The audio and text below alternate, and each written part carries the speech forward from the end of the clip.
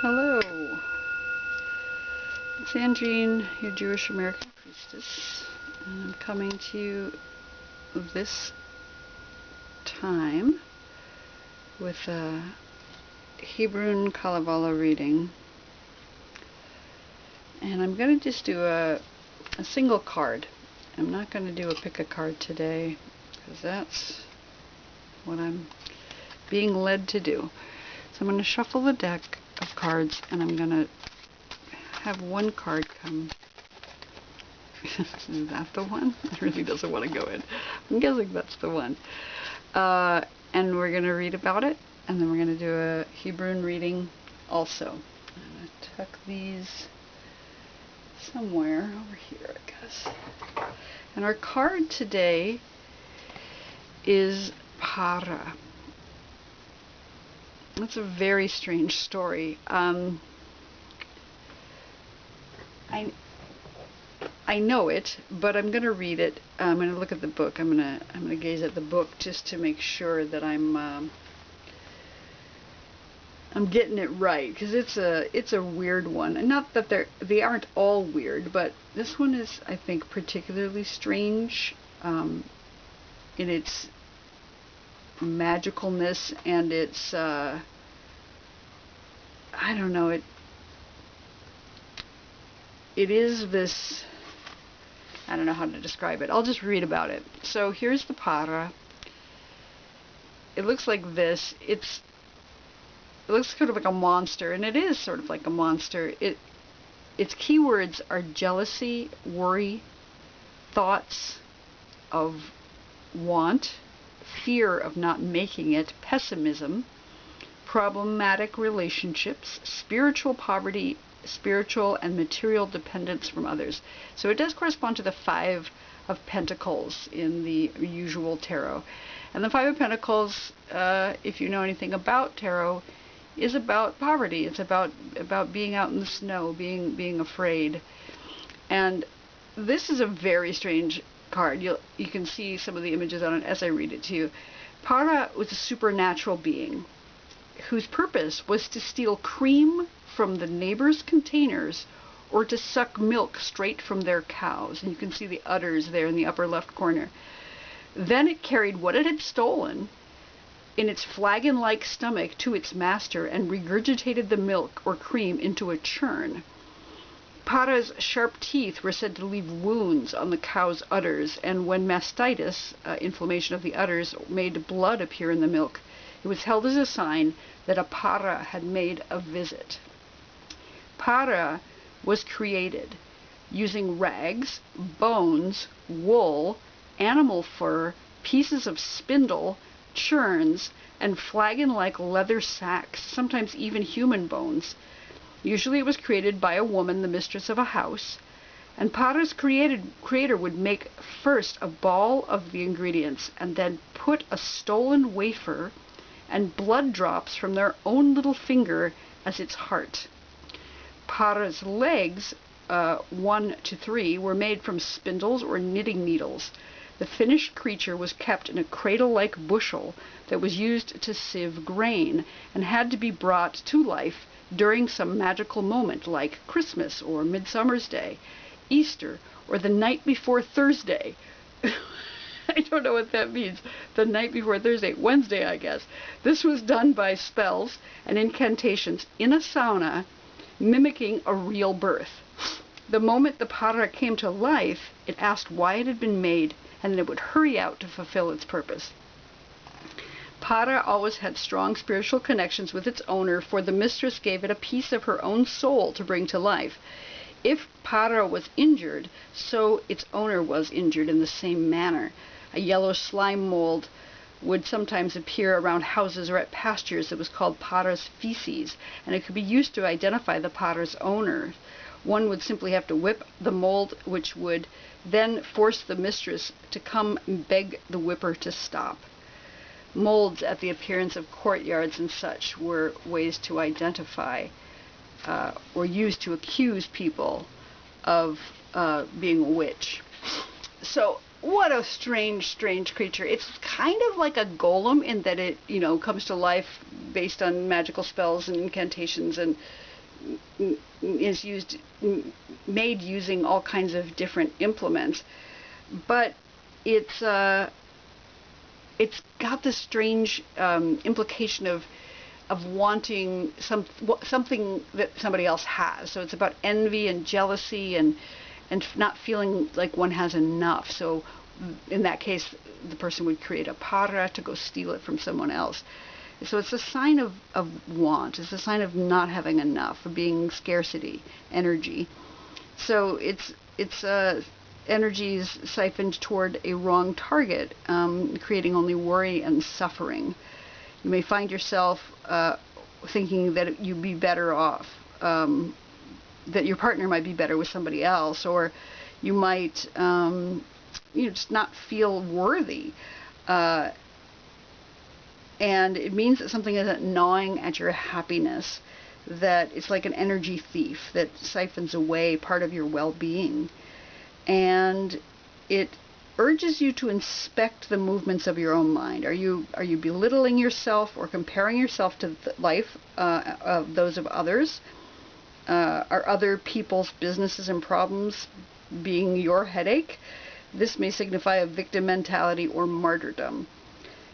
Such thoughts poison the mind, so it prevents us from seeing things clearly. It speaks of jealousy and wanting what someone else has. The para's creator envied their neighbors so much that they created a para to steal what they had. So it's a very, very strange story. And what it says, the remedy to envy is compassion. That this challenges you to develop compassion toward every person you meet. Focus on gratitude toward the things you do have, instead of comparing your lack to somebody else's riches.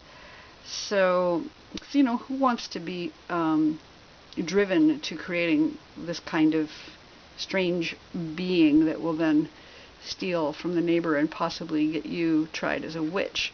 Not ideal. So let's do a little reading about the para. What a strange, strange creature. We're going to use our Hebrunes today. I think I'm going to use this set. And I'm just going to start by, really what I'm going to do is, I'm going to shake them all up, cast them down, and then we'll do a scatter reading. I'm going to set this back here so it doesn't get in the way. We're going to throw them all down, and then we're going to do a scatter reading and see how it comes out today. Spread them out, such. Okay. So then the first thing we do when we do a scatter reading is we take away all the ones that are face down.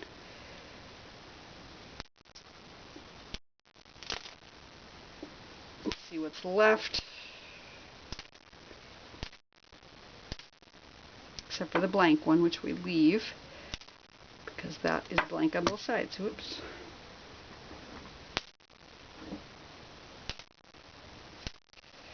Okay. And then I'm going to tidy them up so that we can see where everything is. Turn them all face up so I can read them. And I'll scooch them all up just a hair here so we can fit them all on the table.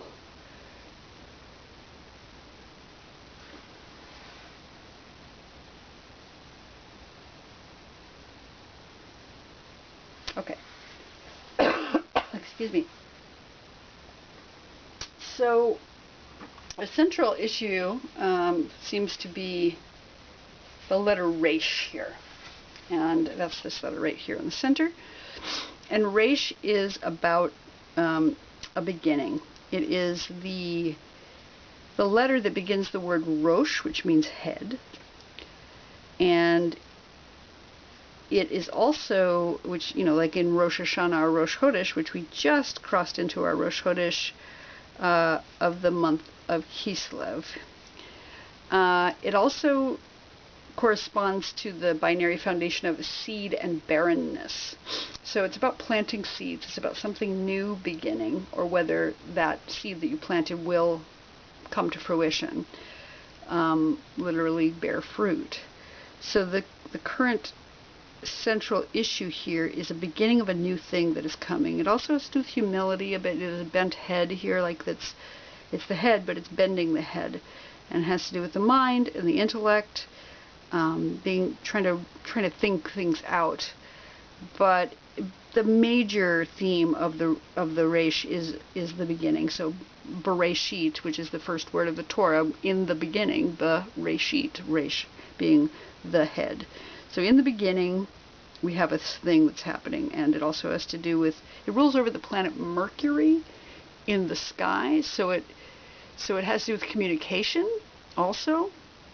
So we have this new thing, a new beginning, something that is a seed.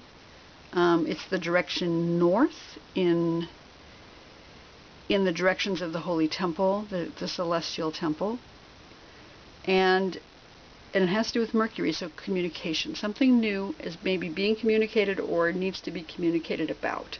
And that is our central issue.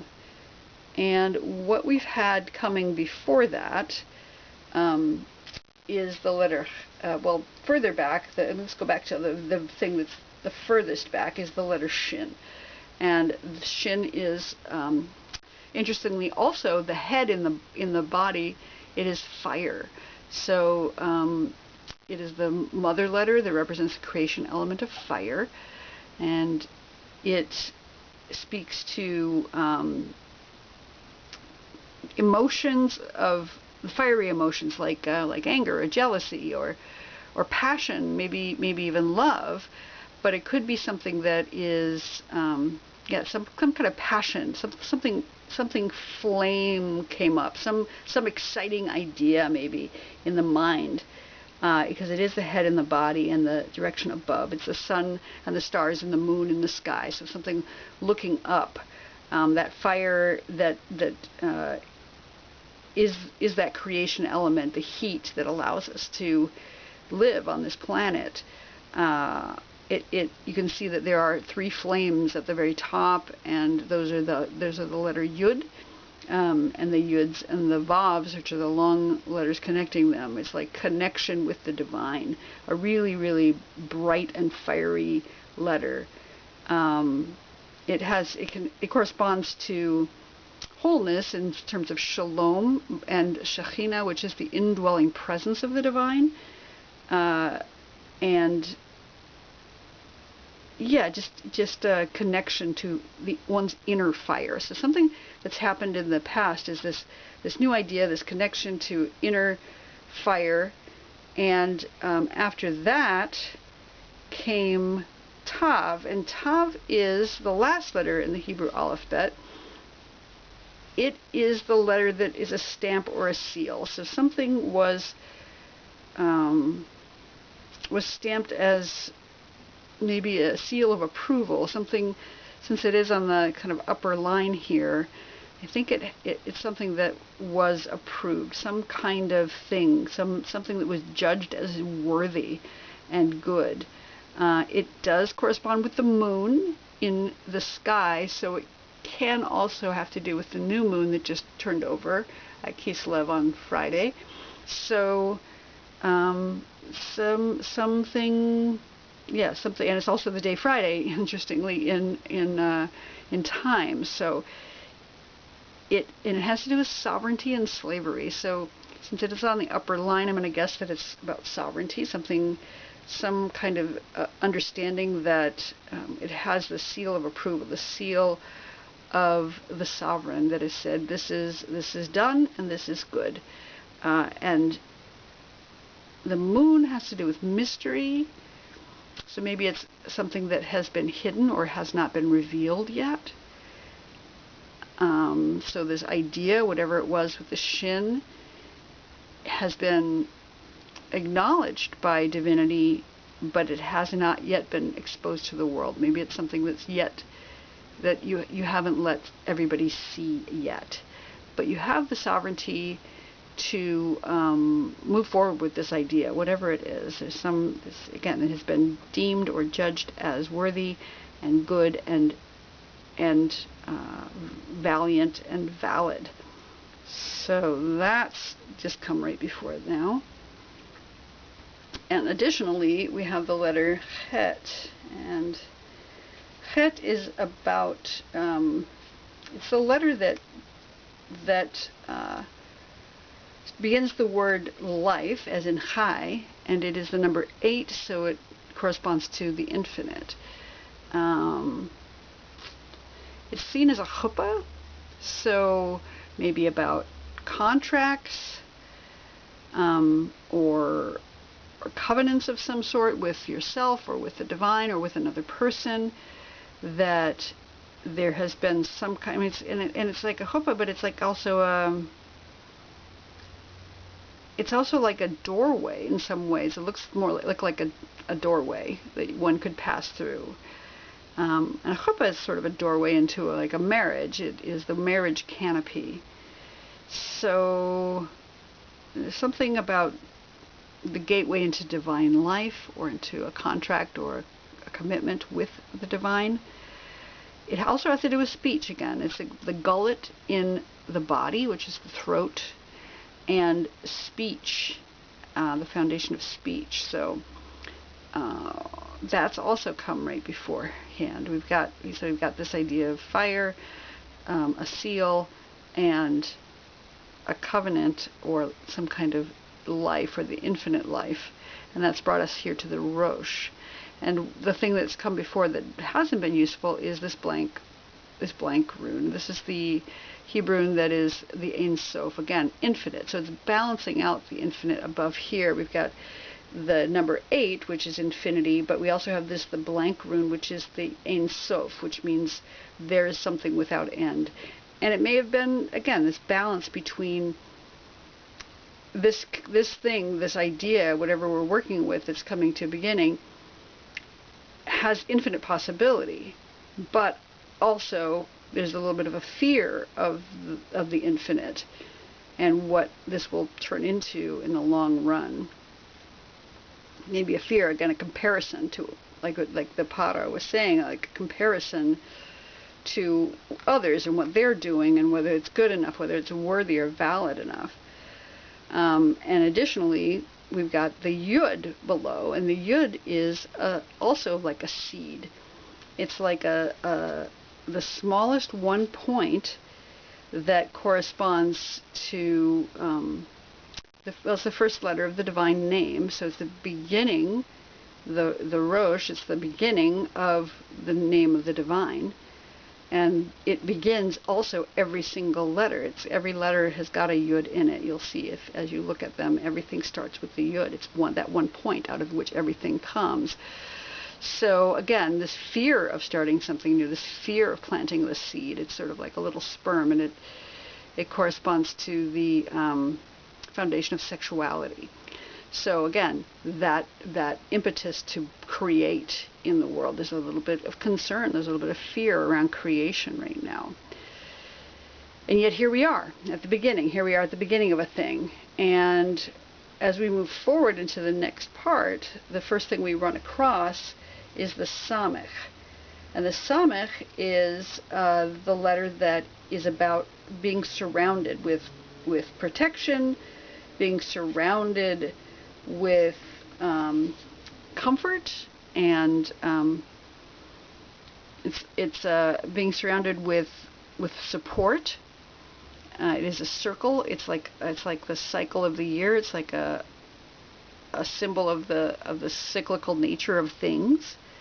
But it also has that little point in the upper corner, and you'll see that in that Samech in its Paleo-Hebrew form and its Proto-Hebrew form was a thorn. And it corresponds to the foundation of agitation. So, and agitation could also be positive. It could be excitement. Something exciting is coming. But it could also be agitation. But since it isn't on the upper line, it's a little bit higher than the Resh, I would say that it probably is excitement. There's something exciting coming. Some exciting, being surrounded by something exciting. Something that is either coming around in a cycle, maybe the end of the year, which is coming up. It could have to do with being surrounded with love or protection from one's ancestors, and the excitement that one gets from being in connection with something larger than oneself. Samech is about cycles and spirals and reincarnation and seasons and wheels. So it's almost like the Wheel of Fortune in some ways. It has that same connotation of a cycle of what goes around comes around. So either things that are going really well, it's just for the now, or if you're having a hard time, that too will come to an end. Nothing is forever. But it does correspond, the Samhain corresponds to the month of Kislev, which we just entered into now, and the constellation of Sagittarius. It is corresponding also to the right hand in the body, which is the right, not everybody's right-handed, but the majority of people are, and the right hand therefore has this idea of dexterity and the ability to get what's done, get what needs to be done. Like, they frequently will say in blessings that this person will sit at the right hand of the king or the right hand of the divine, because that's the position of power traditionally. So the Samhain is, again, that protection and that excitement or agitation that's coming, and possibly some power. And it is the month that's coming up. It's the month that we're in. We just began. So of Kislev. So that's something to look forward to soon. What's below that, down on the lower line, is the letter Tet. And Tet is the letter that is it's a container. It is a vessel of some sort, and it's like a cup. It's got an opening at the top. It is the number 9, so it corresponds to the vessel that is the womb in which gestation occurs. So we've got this 9-month period where humans are gestated, and generally it has to do with something good, because Tet is the letter that begins the word Tov, which means good in Hebrew. So you have this idea of something good hiding within the container, within the gestation. But because it's on the lower line, it may be that there's a fear that there isn't anything good coming from the gestation that we're having right now. That we've started a thing, but maybe it's not good. I think that's probably where we're going with this being on the lower line, is that something has been gestating. Is it any good? Is it worth communicating with or releasing into the world? We don't know, but that's what that fear is. That fear that we're not good enough, or that what we have created, or what the seeds we planted will not bear good fruit. And that's why the para here is that the para is that fear of comparison, that fear of looking to what other people expect or what other people have and wanting it for ourselves, if that's the thing. And as we move forward, we have even further, we have the letter Dalet. And Dalet is that doorway. It's that gateway through which we need to pass in order to go to our next phase. So we have a doorway coming up, and it is on the upper line. So it's what's going to help us. What's going to help us is to pass through that doorway, to accept the protection that's being given to us and the excitement, and move through the doorway, even despite being afraid of something not being good. So we want to pass through that doorway with humility and trust, and move forward into the next phase. This is the foundation of the binary foundation of wisdom and foolishness. So it would be wise at this point to move forward through the doorway and discover what's on the other side of it. It's a liminal space to be in. You're about to pass through a doorway, so we need to make the decision. We can't just hang out in the doorway. That's not going to help. And hanging out on the other side of the doorway without coming through is a waste of time. So get excited, pass through this doorway, and when we do, although there's some fear, again, down at the bottom we have the letter Gimel, and Gimel is about moving forward. If there's some fear about moving forward, remember, we just have to walk through that doorway. It's just a doorway. That's all it is. Gimel is the letter that corresponds to movement, forward movement, the camel, the idea of moving forward into our next phase, whatever it might be. It has to do with the foundation of peace and evil. So maybe, again, because it's on the lower edge, to think that we are afraid that we're going to do something that is going to be not good. It's not going to be fulfilling. It's not going to bring serenity and peace in our lives. That it may bring something bad, something evil in the world. And that's a valid concern. But what we're being shown here is that if we are afraid to move forward, if we are afraid of that foundation of, upsetting the peace or creating an evil, that we just need to walk through and then find out.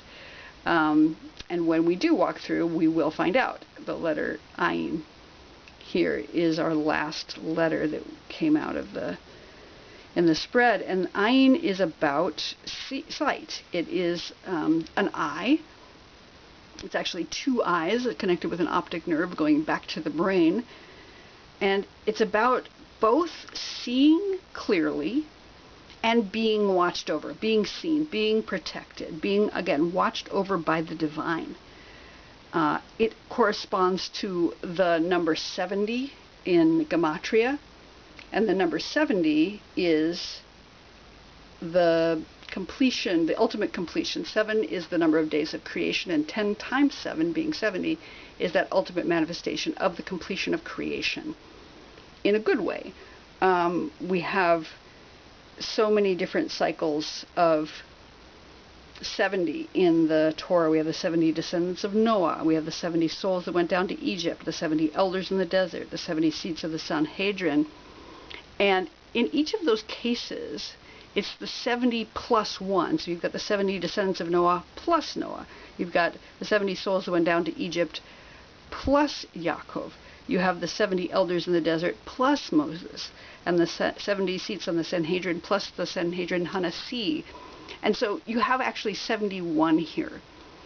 And Ayin is frequently corresponds, is transposed with the letter Aleph in the Zohar, because they're both the letters that don't have a sound. They're both silent letters until they're put with another letter or a vowel. So that one, it goes back to being with the oneness, the Aleph being the number 1 and being the representation of divinity and the connection with divinity. So it can have to do with both seeing and feeling the oneness of the divine. Also, it corresponds to laughter, which I love. I love that you see and you laugh. And I'm just noticing how much this looks like the wings or the feathers on top of the para. And it does make me laugh because it's such a ridiculous contraption that somebody builds out of desperation because they're feeling jealous. And it has to do with the constellation of Capricorn and the month of Tevet, which is the month that comes after Kislev, so it's the next month. So, and it has to do with the left hand. So what's coming up in the future here after all of this is the ability to see clearly, to laugh a little bit at ourselves and our foibles and the choices that we make, and maybe when we finally see things, it will make us laugh because what were we thinking after all? And if we're looking for a timing thing, this is saying that whatever's coming from this beginning is coming soon. It's coming possibly at the end of this month. So just to recap here, as we look at our para and this very odd golem-like creature that we're dealing with, we've got the beginning of a thing that is our central focus. That we had the seed of an idea back here with this shin, which speaks to fire or the thought. Again, that bright idea of something flashing in our minds, that it received some sort of approval from the divine. It received a seal or a signature because it proved to be worthy. That it has to do with the infinite in some ways, that it has the potential for moving forward into an infinite option. And it's also about making contracts and making commitments to a thing, and maybe committing oneself to whatever this idea is, and not being afraid of its long-term repercussions, not being afraid of the infinite, but committing to the infinite and a contract. And similarly, while we're looking at this beginning, not being concerned, not being afraid of the seed that we've planted, not being not being afraid of the seed, because it's happening, and it's got that stamp and that seal of approval, and it get the potential for infinite. And then we move forward into this being surrounded with protection, and also excited and agitated in a positive way. So as we do that, our fears about it not being any good, not to be concerned that this idea that we're gestating, the seed that's been gestating here, is worthy, and it has the potential for excitement, which will move us through the doorway. Not being concerned about moving through that doorway. If we're afraid to move through the doorway, just go through it, and then we will see. At the end, we will be able to see whether what we've planted, this beginning that we've got going on, is worthy, and, letting go of our jealousy, letting go of the comparisons that we might have toward what other people are doing, or whether what we're doing is a monster or not. We will see one way or the other, and I don't think there's any concern for that we're going to be impoverished here, that it seems to be that fear about poverty is unwarranted, that we have a lot of more things on the upper line than we do on the lower line, and the things on the lower line are mostly about fear. And again, this card is all about fear. It's all about fear and feeling like one does not have enough, the scarcity mentality. So I think let go of that fear, trust in the divine, trust in the being surrounded by the ancestors, trust in the doorway, the path on which we are walking, trust in the ideas and the seeds that we're planting, and let's bring it to the end where we can see what's true and what's good. And that has been our very interesting and strange reading about the para. I hope you enjoyed it. And if you did, please like and subscribe, and I will see you here next time.